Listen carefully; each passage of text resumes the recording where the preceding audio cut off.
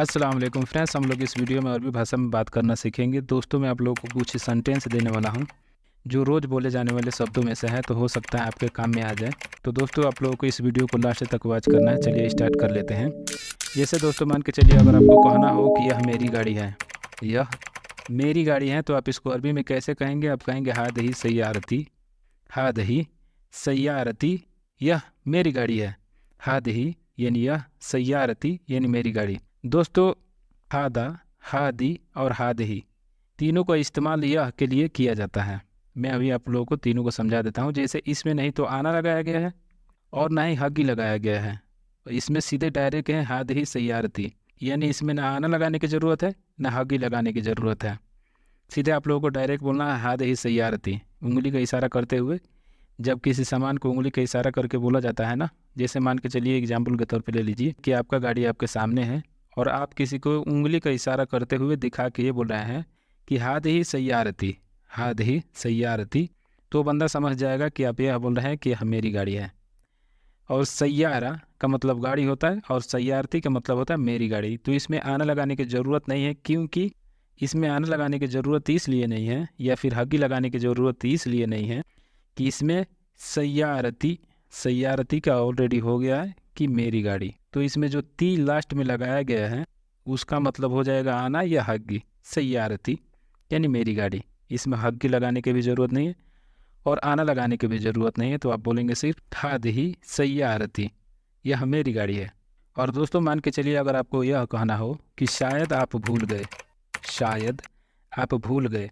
जैसे मान के चलिए आपने किसी को कुछ बोला हो और वो बंदे को वो चीज़ याद नहीं आ रहा हो, तो उसके जगह पे आप बोल सकते हैं कि शायद आप भूल गए। अगर इसको आपको अरबी में कहना हो तो आप कैसे कहेंगे? आप कहेंगे मुमकिन अंत इंसा, मुमकिन अंत इंसा, मुमकिन यानी शायद, अंता यानी तुम, इंसा यानी भूलना, मुमकिन अंत इंसा, शायद आप भूल गए। मुमकिन को कई तरह से बोला जाता है, कई कंट्री में कई तरह से बोला जाता है। थोड़ा सा अंतर है, ज़्यादा अंतर नहीं है। कई कंट्री में कई तरह से बोले जाते हैं। मुमकिन को यमकिन भी बोलते हैं और इम्किन भी बोलते हैं। मुमकिन, यमकिन, इम्किन, ये तीनों का मतलब शायद ही है, लेकिन बस थोड़ा सा कंट्री का इख्तलाफ है और जगह का इख्तलाफ है, प्लेस का इख्तलाफ है। अलग अलग जगहों पे अलग अलग तरीके से बोलते हैं।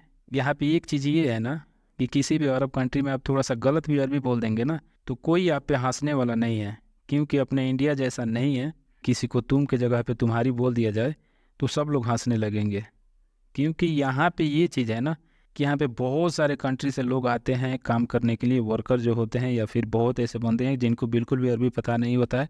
यहाँ पे थोड़ा सा गलत सलत भी बोल देंगे आप लोग तो चल जाएगा। यहाँ पे किसी का कोई मजाक नहीं उड़ाया जाता है। आप लोगों को बेझिझक यहाँ पे बोलना है और जो आप जानते हैं उसको बोलने की कोशिश कीजिए और सीखिए। आप लोग शायद सुने होंगे कि कोशिश करने वाले की कभी हार नहीं होती, तो आप लोग को हमेशा कोशिश करते रहना है। तो आप लोगों को बिल्कुल भी हार नहीं मानना है। चलिए वीडियो में आगे चलते हैं। मान के चलिए, अगर आपको कहना हो तुम ऐसा दोबारा मत कह देना। जैसे कोई बंदा अल्फाज गलत कह दिया है या फिर उसका अल्फाज आपको पसंद नहीं आ रहा है और आप बोल रहे हैं कि ऐसा दोबारा मत कह देना या फिर ऐसे दोबारा मत बोल देना, तो अगर इसको आपको अरबी में कहना हो तो आप कैसे कहेंगे? आप कहेंगे अंता मात गुल मर्रतानी जैदी, अंता मात गुल मर्रतानी जैदी। अंता यानी तुम, मात गुल यानी नहीं कहना या नहीं बोलना, मर्रतानी यानी दोबारा, जैदी यानी ऐसा। अंत मातगुल मर्रतानी जैदी, तुम ऐसा दोबारा मत कह देना। मातगुल का मतलब होता है दोस्तों नहीं कहना, मर्रतानी का मतलब होता है दोबारा। कुछ लोग मर्रतानी बोलते हैं, कुछ लोग तानी मर्रा बोलते हैं, तो दोनों का मतलब दोबारा होता है। अगर मर्रा का बात करें तो मर्रा का मतलब होता है एकदम, या तानी का मतलब होता है दूसरा। लेकिन अगर मर्रा तानी बोलेंगे तो दोनों को मिलाकर होगा दोबारा। और जैदी का मतलब होता है ऐसे ही, जैसे मान के चलिए अगर किसी ने बोल दिया कि अंतसवी जैदी, तो उंगली का इशारा करते हुए बोलेगा कि अंतसवी जैदी, यानी ये जैसे हुआ है वैसे करो। उसको इशारा करके आपको बता रहा है, किसी चीज़ को दिखा के जैसा हुआ है वैसे ही करो, तो बोलेगा जैदी, अंतसवी जैदी, तुम ऐसे करो। तो दोस्तों मैं छोटे छोटे पार्ट में खंडित करके इसलिए बता रहा हूँ कि आप लोग बहुत ही आसानी से जल्दी ही सीख जाएंगे। दोस्तों अगर आप लोगों को यह कहना हो कि कल क्या है, कल क्या है, तो आप इसको अरबी में कैसे कहेंगे? आप कहेंगे एस फी बुकरा, या फिर आप ऐसे भी बोल सकते हैं सुनो फी बुकरा, सुनो फी बुकरा। जैसे मान के चलिए कल कुछ होने वाला है, या फिर पार्टी हो, हफला हो, हफला बोलते हैं पार्टी को ही, या फिर ब्याह शादी या जो कुछ भी कल होने वाला हो, लेकिन आप लोगों को क्लियर पता नहीं है, तो आप उसके जगह पे बोल सकते हैं कि कल क्या है, यानी एस फी बुकरा, या फिर सुनो फी बुकरा। एस यानी क्या, फी यानी है, बुकरा यानी कल। एस पी बुकरा कल क्या है। और इसी चीज़ को दूसरे तरह से भी बोला गया है, सुनु फी बुकरा। तो सुनु का भी मतलब क्या ही होता है। सुनु यानी क्या, फी यानी है, बुकरा यानी कल। सुनु फी बुकरा कल क्या है। तो आप दोनों तरह से बोल सकते हैं, दोनों ही बहुत आम है। तो आप इन दोनों सेंटेंस में से कोई भी आप एक बोल सकते हैं, तो लोग बहुत ही आसानी से समझ जाएंगे। या फिर किसी से बोलेंगे तो कोई भी बंदा जो अरबी जानता होगा बहुत ही आसानी से समझ जाएगा। और दोस्तों मान के चलिए, अगर आपको कहना हो कि मैं बहुत थका हुआ हूँ, मैं बहुत थका हुआ हूँ, तो आप इसको अरबी में कहेंगे आना वाजिद तहबान। आना वाजिद तहबान। आना यानी मैं, वाजिद यानी बहुत, तहबान यानी थका हुआ। आना वाजिद तहबान, मैं बहुत थका हुआ हूँ। और दोस्तों आप इसी चीज़ को एक और तरीके से बोल सकते हैं। आप ये भी कह सकते हैं आना मर्रा तहबान। आना मर्रा तहबान। आना यानी मैं, मर्रा यानी बहुत, तहबान यानी थका हुआ। आना मर्रा तहबान। दोस्तों एक चीज़ आप लोगों को बता देना चाहता हूँ कि वाजिद का मतलब बहुत भी होता है और ज़्यादा भी होता है। तहबान का मतलब होता है थका हुआ। तहबान कई जगहों पे कई तरीके से बोला जाता है। तहबान, तबान और तहबान, ये तीनों का मतलब होता है थका हुआ। या फिर आप हरासमेंट भी बोल सकते हैं, क्योंकि आपको ऐसा फील हो रहा है कि मैं आज बहुत ज़्यादा सो टायर्ड फील कर रहा हूँ, तो आप उसके जगह पे बोल सकते हैं अना तहबान, मैं थका हुआ हूँ। या फिर आप ऐसे भी बोल सकते हैं अना मर्रा तहबान, मैं बहुत थका हुआ हूँ। एक चीज़ मैं आप लोगों को बता देना चाहता हूँ, सिर्फ अगर मर्रा बोलेंगे तो इसका मतलब होता है एकदम, लेकिन मर्रा तहबान अगर बोलेंगे तो बहुत थका हुआ हो जाएगा। मर्रा तहबान जैसे इसमें दिया गया है ना, वाजिद, वाजिद का मतलब बहुत भी होता है और ज़्यादा भी होता है। वाजिद ताबान यानी बहुत थका हुआ। उसी तरह है मर्रा ताबान, वाजिद ताबान यानी बहुत थका हुआ। तो दोस्तों आई होप आप लोग अच्छे से समझ रहे होंगे। चलिए वीडियो में आगे चलते हैं।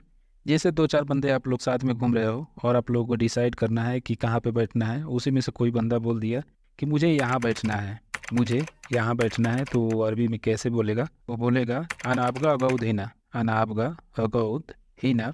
आना यानी मैं, आपका यानी चाहना, अगौद यानी बैठना, हिना यानी यहाँ, मुझे यहाँ बैठना है। या फिर इस चीज़ को आप लोग ऐसे भी बोल सकते हैं आना आपका इजलिस हिना।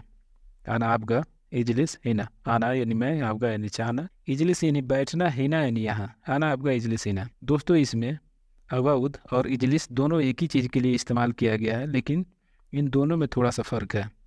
अगौद का मतलब होता है थोड़ा सा जब आपको आराम करना हो तो उसके जगह पे आप लगा सकते हैं अगौद। और बैठना का मतलब ये है कि आप सडनली बैठना चाहते हैं तो आप उसकी जगह पे बोल सकते हैं मैं बैठना चाहता हूँ, तो आप बोलेंगे आना इजलिस। अगौद का मतलब होता है बैठना। ये नहीं मान के चलिए आप कोई काम उम किए हैं या फिर थोड़ा सा थका महसूस कर रहे हैं, तो आप बोल सकते हैं उसकी जगह पे आना आपका अगौद यानी मैं बैठना चाहता हूँ। और इजलिस बैठने के लिए सिंपली इस्तेमाल होता है। कोई बंदा खड़ा हो तो आप उसको भी बोल सकते हैं याला इजलिस यानी बैठ जाओ। और हाँ दोस्तों एक चीज़ और है, अगौद लोकल लैंग्वेज है। आप लोगों को ये चीज़ बहुत कम सुनने को मिलेगा।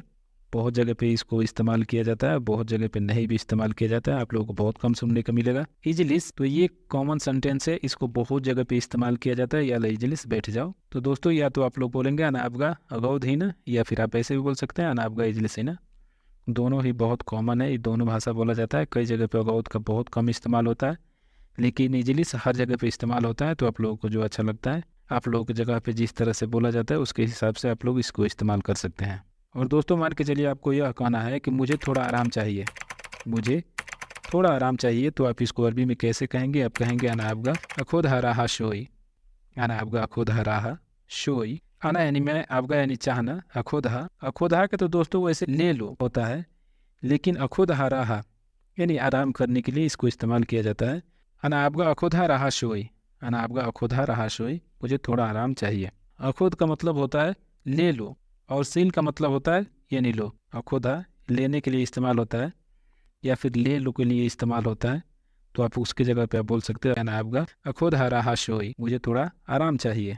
तो दोस्तों आशा करता हूँ कि जो कुछ भी मैं बताया हूँ आप लोग को बहुत अच्छे से समझ में आया होगा। दोस्तों मैं आप लोगों के लिए बहुत ही मेहनत से वीडियो बनाता हूँ। दोस्तों अगर आप लोग मेरे चैनल पर नए हैं तो प्लीज़ मेरे चैनल को सब्सक्राइब कर लीजिए। तो दोस्तों फिर से मिलेंगे नेक्स्ट वीडियो में ऐसे ही मज़ेदार टॉपिक के साथ में। तब तक के लिए आप सब अलविदा लेते हैं। Thanks for watching this video.